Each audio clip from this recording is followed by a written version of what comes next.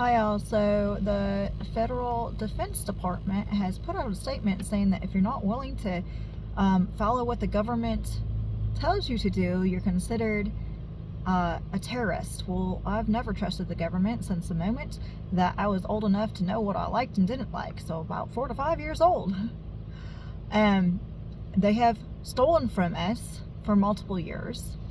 Example is taxes. Did you know that taxes were only created to fund a war? Afterwards, it was wrote up that it would end after the war was done. Well, they decided they could make a lot of money off of this business, and they've been stealing from us ever since. So there's that. That's a good example, because if they were to pay us back all the monies that they've taken, and you guys are like, well, we get some of that back. Yeah, you get a little bit of it back, probably not as much as they take. And when it comes down to Social Security, how much money is actually there for y'all? Yeah, they gamble it away. So there's that. Anyway, so you have the right to stand up and against something. Even the military does. They take a constitutional oath and they don't have to follow any orders in which goes against that constitutional oath that they took. We the people have the same that we can do. So when we see it wrong, we have every right to stand up against it. I'm not promoting violence. I'm just stating that, that's what the peaceful protests are for. And that makes our voices loud and clear and really easily to be heard. I understand when people don't vote currently because our system is completely broken with that, and I hope that they fix it soon, because I was one that did vote. I've always voiced my opinion, whether they wanted to be heard or not, because if I feel strongly about something, most likely it's something that's wrong and needs to be fixed somehow. But before that, y'all would sit there and complain, but you didn't vote.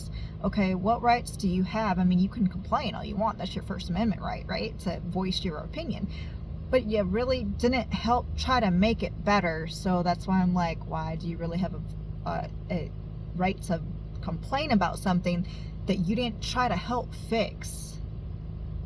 That's sitting there and yapping your gums about it and not putting action behind it. See, I'm with Second Chance on that. He has a really good song that explains that. But everybody's looking to us currently to fix what is right. The government has been overstepping their bounds with the mandates. A mandate is a strong suggestion, and the White House and others have no right in the medical points. Technically, neither does the health department, as none of them have any kind of health education backgrounds. Think about that. So there's a lot that needs to be fixed currently, and you have to decide where you're going to stand, because a lot of you are like, well, I'm not prepared for what's coming. You've been being warned for the last 2 to 3 years of what was coming, how we felt.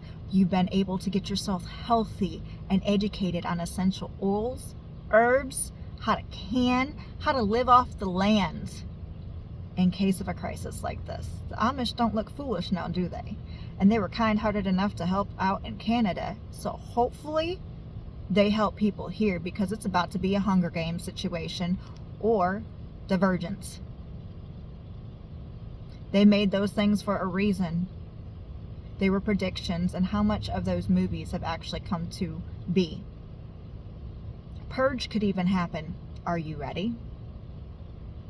You had a really short period of time to get ready if you're not ready. And some of those systems you should have had in place are going to take longer than the time you have. Stuff to think about. I hope you stay warm and enjoy your day.